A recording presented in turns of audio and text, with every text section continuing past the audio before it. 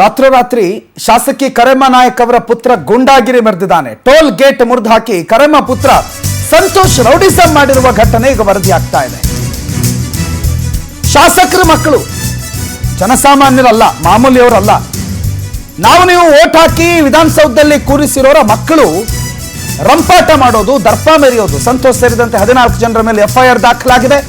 Computer ಸ್ಕ್ಯಾನರ್ಗಳ ಮೇಲೆ ಕಲ್ಲೆತ್ತ ಕಟ್ಟಹಾಸ ಮೆರೆದಿದ್ದಾರಂತೆ. Toll ವಸೂಲಿ ಖಂಡಿಸಿ ದಾಳಿ ಮಾಡಿದಾರಂತೆ ಶಾಸಕಿ ಪುತ್ರ ಮತ್ತು ಅವನ ಗ್ಯಾಂಗು. ಟೋಲ್ನಿಂದ ರೈತರು ಸ್ಥಳೀಯರಿಗೆ ತೊಂದರೆ ಆಗ್ತಿದೆ ಅಂತ ದಾಳಿ ಮಾಡಿರೋದು. ರಾಯಚೂರಿನ ಕಾಕರಗಲ್ಲ ಬಳಿ ನಿರ್ಮಿಸಿದ್ದಂತ ಟೋಲ್ ಬಳಿ ಗಲಾಟೆ ನಡೆದಿರೋದು. ಗಬ್ಬೂರು ಪೊಲೀಸ್ ಠಾಣೆಯಲ್ಲಿ ಪ್ರಕರಣ ದಾಖಲಾಗಿದೆ. ಯಾರೋ ತಿಳುವಳಿಕೆ ಇಲ್ಲದವರು ಗಲಾಟೆ ಮಾಡಿದ್ರೆ ಆಯ್ತು, ಅವ್ರಿಗೆ ಗೊತ್ತಿಲ್ಲಪ್ಪ, ಅವನ್ ದಡ್ಡ ಅನ್ಬೋದು. ಇವ್ರು ಶಾಸಕರ ಮಗ. ಈ ಟೋಲಿಂದ ಪ್ರಾಬ್ಲಮ್ ಆಗುತ್ತೆ ಅಂತಂದ್ರೆ ಏನ್ ಮಾಡ್ಬೇಕು? ಏನ್ ಹೋಗಿ ಸ್ಕ್ಯಾನರ್ ಹೊಡೆದಾಕ್ಬಿಟ್ರೆ ಟೋಲ್ ಪ್ರಾಬ್ಲಮ್ ಸಾಲ್ವ್ನಾ? ನಾಳೆ ಸರಿಯಾಗಿ ಬಿಡುತ್ತಾ? ಇದರಲ್ಲ ಇವರ ತಾಯಿ ಶಾಸಕರು ತಾನೆ. ಇವ್ರ ತಾಯಿ ಯಾವ ಪಕ್ಷದವರು? ಕೇಂದ್ರ ಸರ್ಕಾರ ಜೊತೆ NDA ಮೈತ್ರಿಕೂಟದಲ್ಲಿರೋ ಪಕ್ಷದವರು. ಇವ್ರ ಪಕ್ಷದವರೊಬ್ರು ಕೇಂದ್ರ ಸಚಿವರಿದ್ದಾರೆ. ಹೇಳಿ ಹೆದ್ದಾರಿ ಸಚಿವರಿಗೆ ಹೇಳಿ ಟೋಲ್ ತೆಗಿರಿ ಅಂತ ಹೇಳಿಸ್ಬೇಕಲ್ವಾ?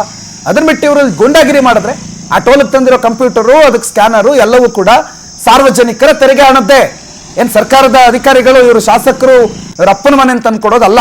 ತಂದು ಒಡೆದು ಗುಂಡಾಗಿರಿ ಮಾಡೋದಕ್ಕೆ ಯಾರು ಅವಕಾಶ ಕೊಟ್ಟಿದ್ದು? ಯಾರು ಇವ್ರಿಗೆ ಅಧಿಕಾರ ಕೊಟ್ಟಿದ್ದು? ಶಾಸಕರ ಮಕ್ಕಳು ಅಂತಂದ್ರೆ ಮಾಡಿದ್ದೆಲ್ಲ ಸರಿ ಅಂತಂದ್ರೆ, ತಾಯಿ ಶಾಸಕಿ ಆಗಿರೋ ಕಾರಣಕ್ಕೆ ನಾನು ಹೋಗಿ ದಾಂಧಲೆ ಮಾಡ್ತೀನಿ, ಗ್ಯಾಂಗ್ ಕಟ್ಕೊಂಡು ಹೋಗಿ ದಂಧೆ ಈ ರೀತಿ ಕಲ್ಲೆತ್ತಾಕಿ ಎಲ್ಲ ಪುಡಿ ಮಾಡಿ ಬರ್ತೀನಿ ಅಂತಂದ್ರೆ ಇದಕ್ಕೆ ಕಾನೂನಲ್ಲಿ ಅವಕಾಶ ಇಲ್ಲ. ಅದನ್ನು ಶಾಸಕರು ಅರ್ಥ ಮಾಡ್ಕೋಬೇಕು, ಶಾಸಕರ ಮಕ್ಕಳು ಅರ್ಥ ಮಾಡ್ಕೋಬೇಕು.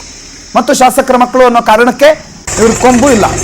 ರೈತರಿಗೆ ತೊಂದರೆ ಆಗ್ತಿದೆ, ಕಳಕಳಿಗಳನ್ನು ಒಪ್ಕೊಳ್ಳೋಣ. ಆದ್ರೆ ಅದಕ್ಕೆ ಹೆಂಗ್ ಮಾಡ್ಬೇಕು ಹಂಗೆ ಮಾಡ್ಬೇಕಲ್ಲ.